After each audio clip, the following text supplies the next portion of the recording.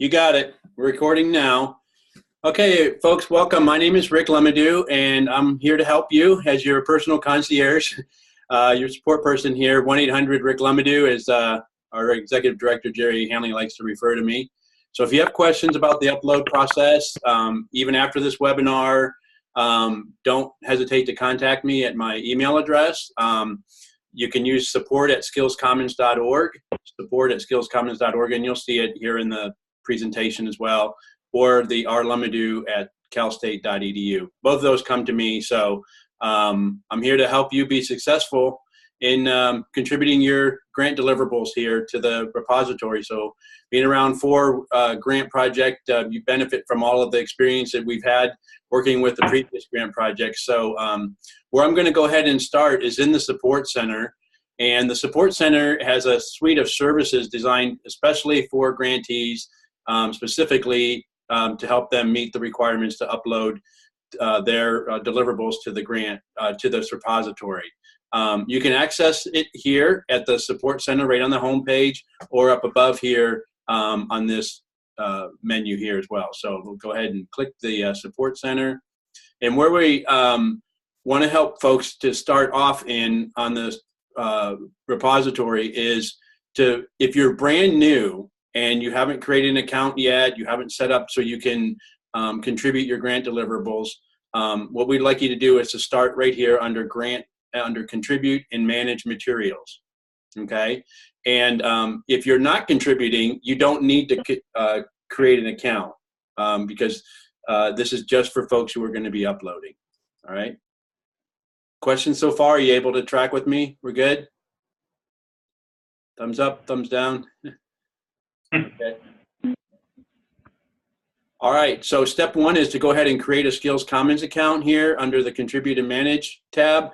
And so just go ahead and click this link here. It'll take you to a Google form. You fill that out.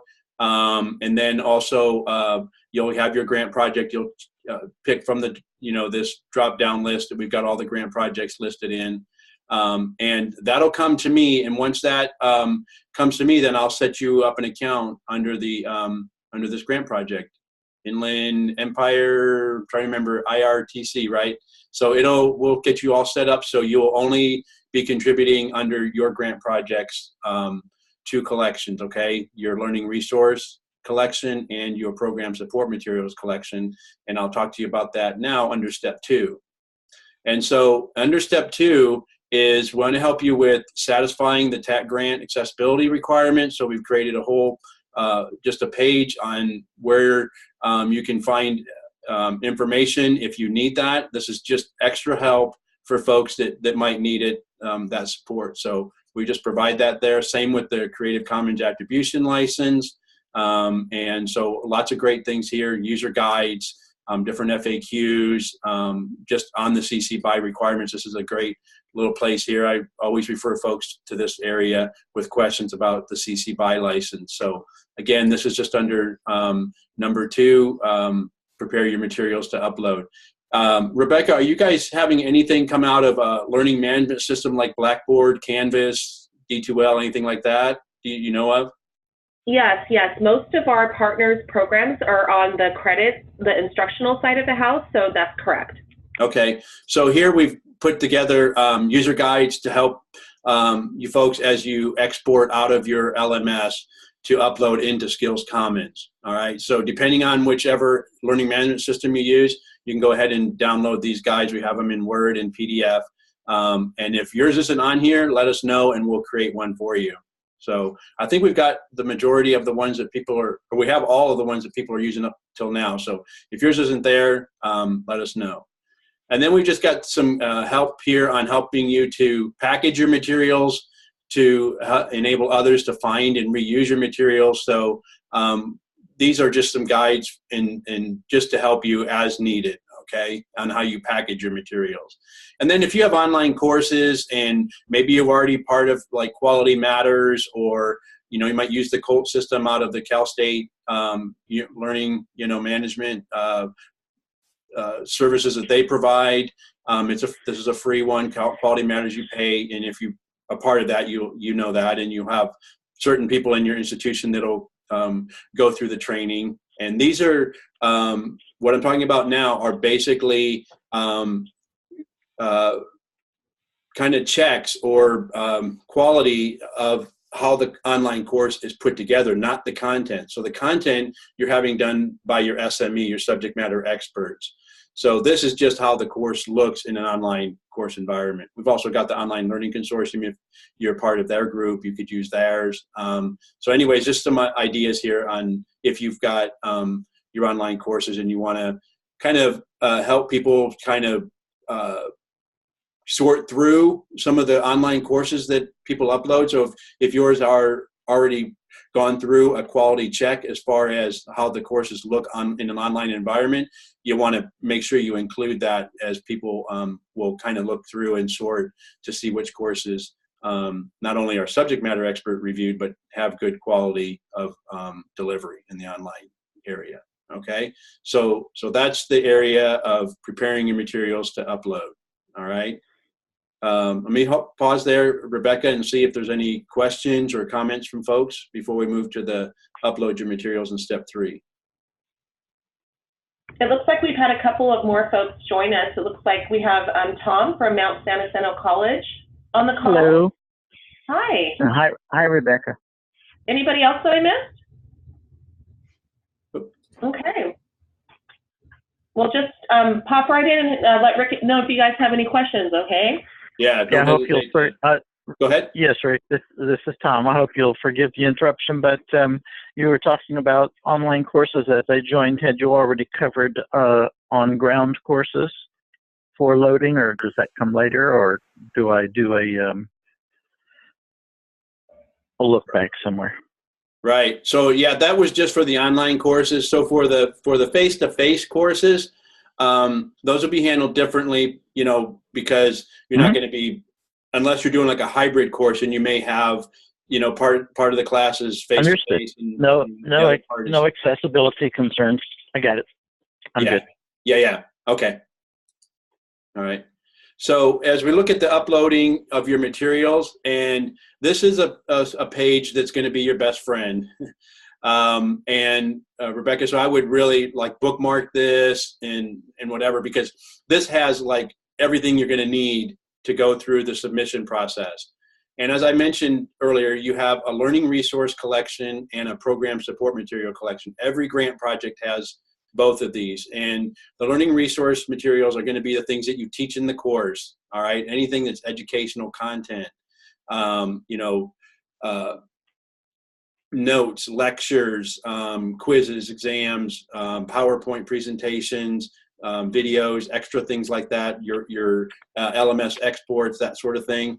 And so we have a submission guide on how to do that. Here you can download, you can review it. You can also watch a video on how to do it. Another thing is really helpful is to view the list of material types for the learning resources. And I would encourage you to like look at this page a little bit as you begin to prepare to upload your materials, to kind of get an idea of the type of material that you're uploading. All right. So that link is really good to have as a bookmark as well with your submission process. All right. And then we also have some special attention guides and webinars.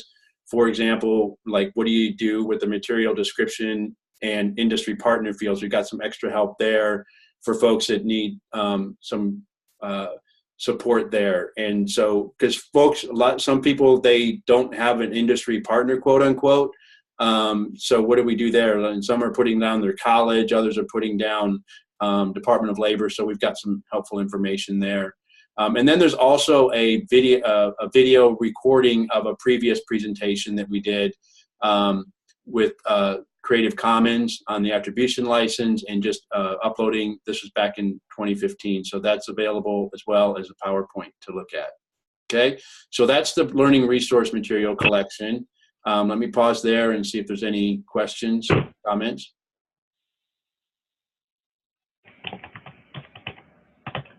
Okay.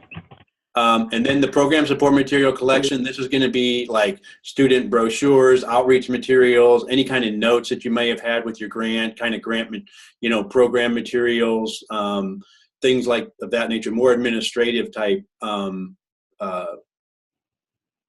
documents and stuff like that, flyers, outreach stuff, those types of things. And so again, there's a submission guide here for you. And then again, the special attention guides and webinars. And then, so if you have questions about that, again, I would look at the program support material types. Again, here it gives you a good idea here of the different material types that you'll select as you go through the submission process, so that when people go to look for certain things, they'll be able to, pluck yours out and be able to find it, if that's something that they would consider for reuse. Okay. That's really helpful, Rick. If I can just kind of pop in here really quickly, because most of our partners are offering their tax-funded programs of study on the credit side of the house. I think one thing that was discussed during our most recent partnership meeting was just our faculty who developed these courses. How much do we want from them? So for instance, we have the course outline that the faculty write that goes through the approval process with the student learning outcomes and everything regarding the course. But when it comes to, handouts that they may have developed, quizzes that they may have developed, lab activities, do they have to provide our program offices, our tax program offices, with all of that as well? So here's the $60 million, the $2 billion answer to that question. Anything that was created or modified with TAACCCT grant funds would need to be submitted as a grant deliverable to the repository. If it wasn't with grant funds, it doesn't need to go in to the repository. But if it was, that's criteria. Understood. Okay. So everybody who's on the line, does that make sense to you guys in terms of what you need to work with your faculty to obtain for the purposes of the repository?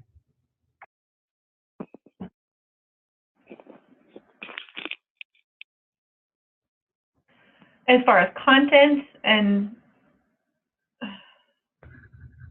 yes, and maybe maybe a nice rundown of just all that's expected,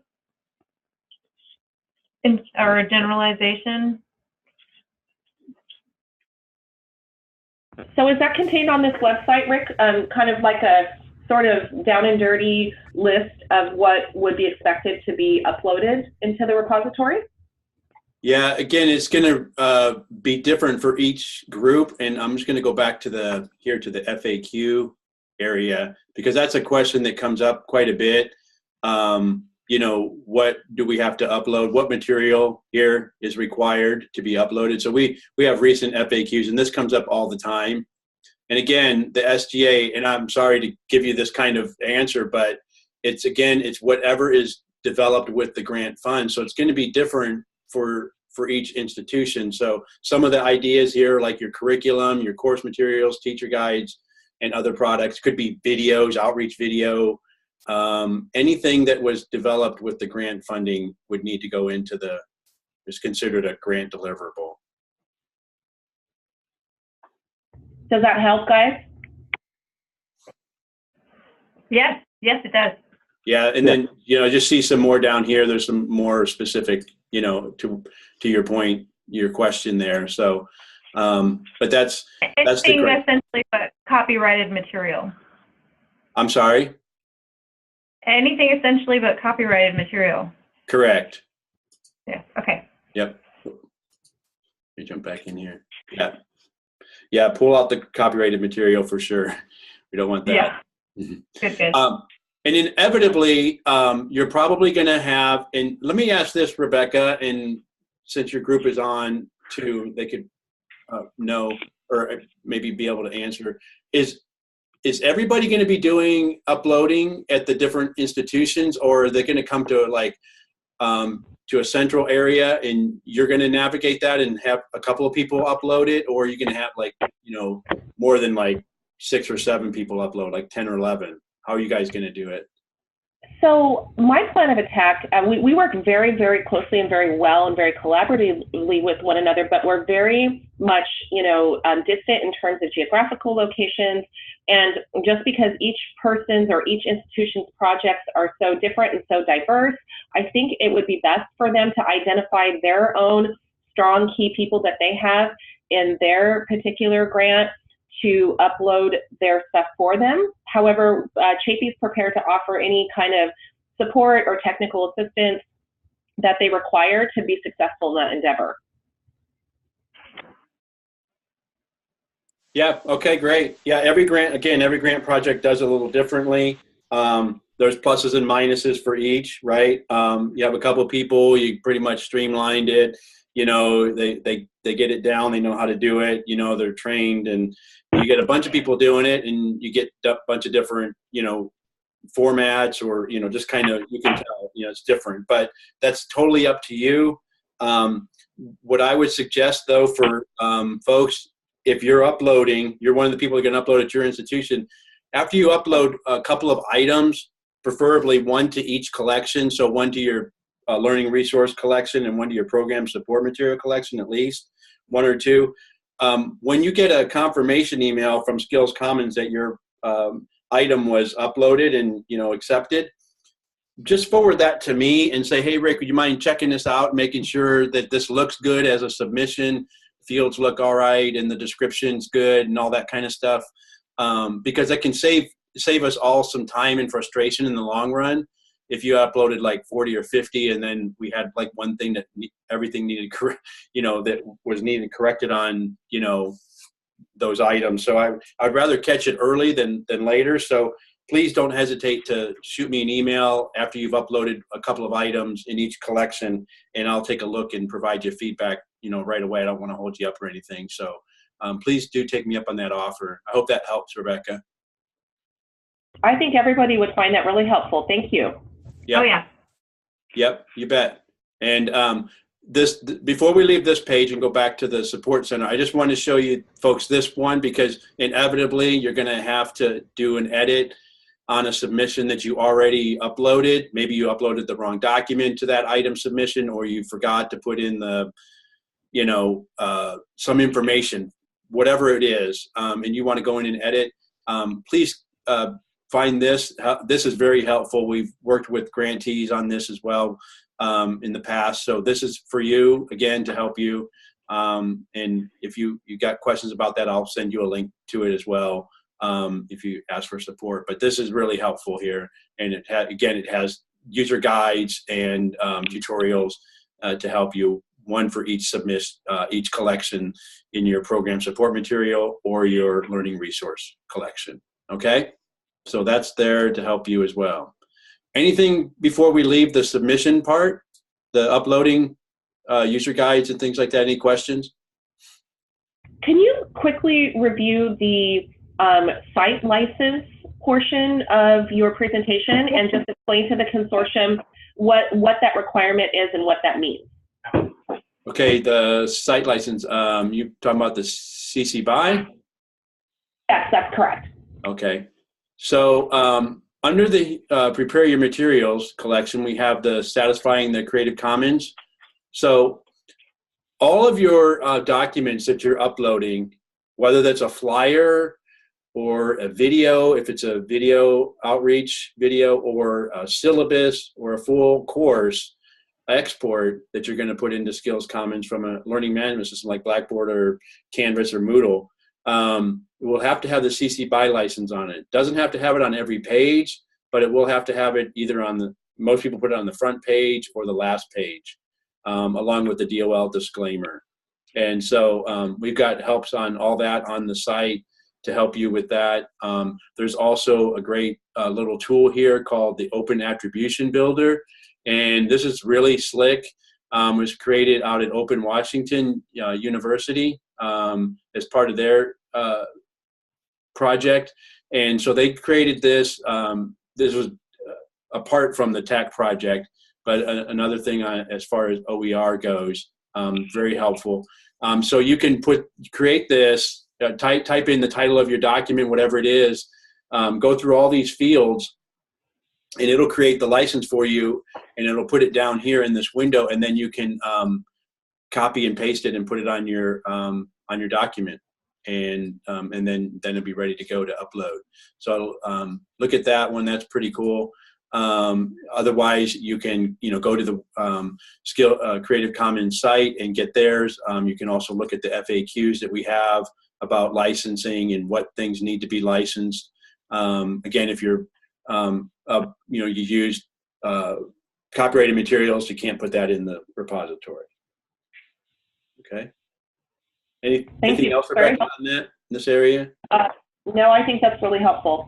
Yeah, I know it's going to get in the weeds a little bit if we go too far, because some things aren't going to apply and other things will. So, just let's just handle this on a case-by-case basis for your grant project, because you're going to have things that are, just going to be unique for your folks. So we'll just handle those. We haven't been stumped yet. We've been able to solve all these so far. So I think we'll be able to handle it.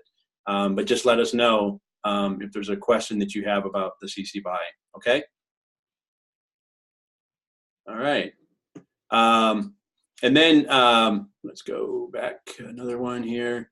And then here's the edit and delete link. Again, we just saw that on the upload your materials page. And then also the number 5, this is just as a voluntary help and service, because some grant projects didn't have any help in this area to make sure that they were meeting all the requirements for their deliverables. So we just created some templates, and you're free to use these. You don't have to, but we just created these as a help for folks. And so if you find these documents to help you ensure that your requirements, that you met the grant requirements as you uploaded, you're free to use these as well. Okay. Anything on that? Any questions on the contributed managed materials area of SkillsCommons? This is going to be your main area for your folks that are going to be uploading. Okay. We go back here again, just in general, the general area of the support center for folks. We've got, again, quick links here on accessibility, the ADA, satisfying that, CC BY license requirements, how to edit, again, a lot of things we saw already that I showed you, and then some FAQs, and then the full FAQ is over here, this link. So I'd encourage you to look there. Trying to think what else would be helpful for you folks at this point, or let me just pause and see if you have some specific questions that I haven't covered, and let's go from there. Okay. Anybody?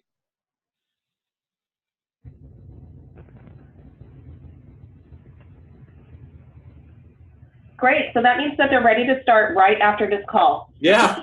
Yeah, that's awesome. That's great. Either that, or they're like stunned. They can't speak. or either that, or they're just stunned into silence. Exactly. Uh-oh. Uh-oh.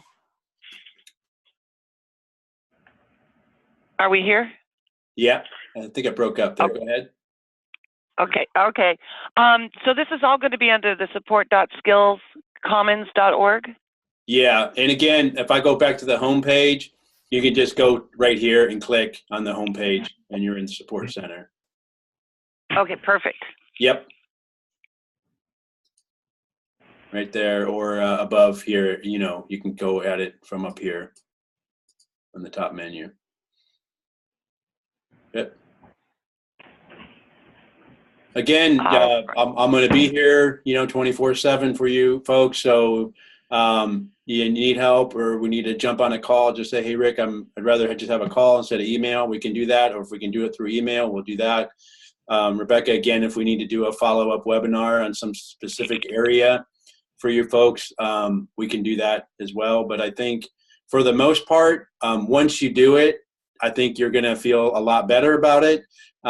Folks always have apprehension, especially the first time going in and not really sure, and and to tell you, it's really not too big a deal. That's most folks are like, oh, it wasn't as bad as I thought it was going to be. It's actually pretty quick.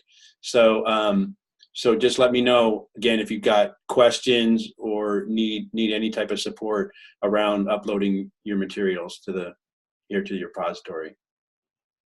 Great. So I think maybe a first key step would be for our partners, especially if they have faculty who did develop materials with TAACCCT funds, to start working with those key people to obtain those files from them? And then would you suggest that they put all of those files kind of in one easily accessible place and maybe break them up by the different types of, or the different areas that they're going to have to upload them, so that when they're ready to kind of pull the trigger and start that uploading process, everything's organized ahead of time? Yeah, I mean, and there again, folks, everybody just going to do it a little differently. So, yeah, I would do it by a course, for example. Like, so if it's a face-to-face course and there's a syllabus, there's a course outline, maybe some other handouts and things like that, you'd want to have those together, say they're in Word documents or PDFs, you know, just kind of have those organized by a course. Now, if it's an LMS export, those you're going to have, you know, full, complete course. So, you know, basically you're just, you know, exporting and then importing that up as one of your item submissions. One thing we would ask is if, for example, you're using like Moodle or Desire to Learn as your LMS, that you would export it in the native LMS. So if it's Moodle, export it in Moodle, and then also export it as an IMS common cartridge. And all the LMSs have that capability. That way it allows folks that don't have a Moodle, for example, then maybe they just have Canvas and they don't have Moodle, that they could use the IMS common cartridge and upload that version into Canvas. And that way then they can be able to preview and view most of that content. They'll have to do a little bit of you know, instructional design on some of the elements of it, like for banners and things like that, and where the images and things like that go pertaining to LMSs. But that way it provides folks, you know, an easy way to reuse your content. So I hope that helps. Is there any preference from your perspective in terms of, a lot of us will have, you know, something saved as editable documents such as a Word or Publisher, and then we'll have the PDF version. Do we have to upload both or just the PDF? Is there any preference? Yeah, I would prefer both, honestly, but you're only required to upload one or the other. And, okay. You know, the DOL is requiring, you know, that it's an editable version. So it would be like the Word document. But if you had the PDF with it, it's great because then somebody can preview that. Like they don't have to download it. And it'll just appear in their browser. So if they click the PDF version, they'll be able to view it in their browser. Whereas with Word, they'll have to download it and then open up Word. So it would be great if you could do both. Okay, thanks. Yep. Good questions. Yep.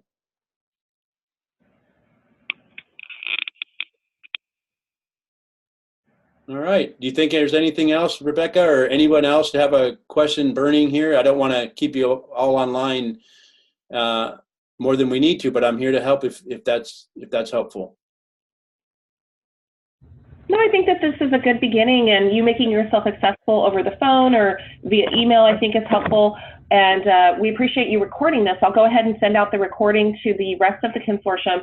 And if folks are experiencing issues or if they would like a follow-up webinar, then I can schedule that directly with you. You got it. And then I'm going to go ahead and stop the recording now. And then what I'll do is it'll save on my computer, and then I'll upload it to YouTube, and I'll send you a YouTube link, you know, later this afternoon. And then you can send that out to your group. Sound okay?